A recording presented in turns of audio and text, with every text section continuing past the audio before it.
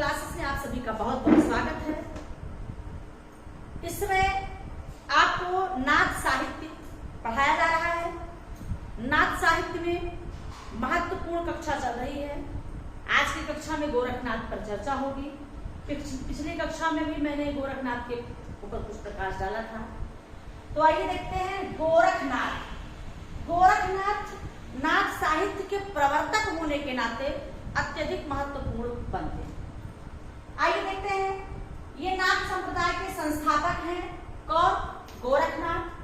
गोरखनाथ नाथ साहित्य के संस्थापक हैं, प्रवर्तक हैं और ये मूलतः शैव हैं। क्या है?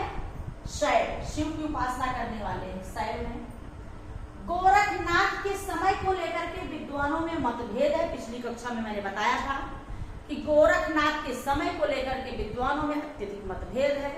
कोई उनका समय कुछ मानता है, कोई कुछ मानता है। तो ये शैव है। गोरखनाथ मूलतः क्या है? शैव है और नाथ संप्रदाय के संस्थापक हैं। पीताम्बर दत्त बर्थवाल ने इनके समय को के विषय में अपने ग्रंथ गोरखवाणी में इनका समय 11वीं सदी माना है। क्या माना है? 11वीं सदी। किसने? पीताम्बर दत्त बर्थवाल ने ग्रंथ गोरखवाणी में इनका समय 11वीं सदी माना है। अगले हैं राहुल सांकृत्यायन और हजारी प्रसाद द्विवेदी। इन्होंने गोरखनाथ का समय 9वीं सदी माना है। आचार्य रामचंद्र शुक्ल जी ने 13वीं सदी माना है। तो इस प्रकार से गोरखनाथ का समय भिन्न है, भिन्न भिन्न विद्वानों के अनुसार भिन्न भिन्न है। पीताम्बर दत्त बर्थवाल 11वीं सदी, राहुल सांकृत्यायन और हजारी प्रसाद 9वीं सदी, आचार्य रामचंद्र शुक्ल 13वीं सदी। गोरखनाथ के गुरु का नाम था मत्स्येंद्रनाथ। क्या था? मत्स्येंद्रनाथ। गोरखनाथ के गुरु मत्स्येंद्रनाथ थे। मत्स्येंद्रनाथ नारी भोग में लिप्त थे और गोरखनाथ ने उनका विरोध किया। चूंकि जहां सिद्ध साहित्य नारीश्वरवादी था, वहां पर ये और शून्यवादी था, वहीं पर नाथों ने शून्यवाद को ईश्वरवाद में परिवर्तित कर दिया। ये भोग से बाहर थे, उसका विरोध करते थे। इसीलिए मत्स्येंद्रनाथ का विरोध गोरखनाथ ने किया। हालांकि मत्स्येंद्रनाथ गोरखनाथ के गुरु थे, लेकिन उसके बाद भी ये उनका विरोध करते हैं और इन्होंने अपने ईश्वर को अलख निरंजन कहा। नाथों ने ईश्वर को क्या कहा?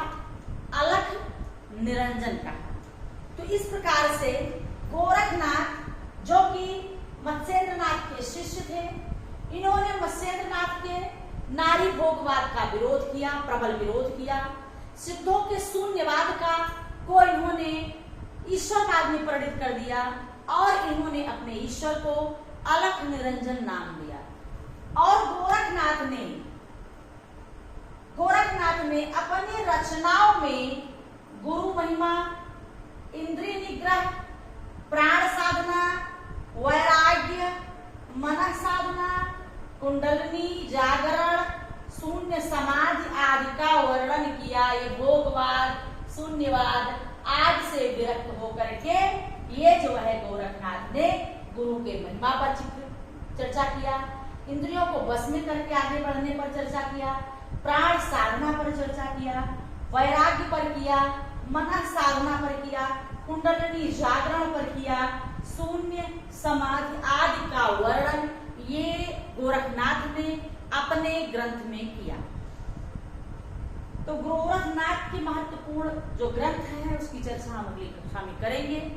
गोरखनाथ नाथ साहित्य के संस्थापक, समय 11वीं, 9वीं और 13वीं, सर्वसम्मति से इनका समय 13वीं सदी माना जाता है।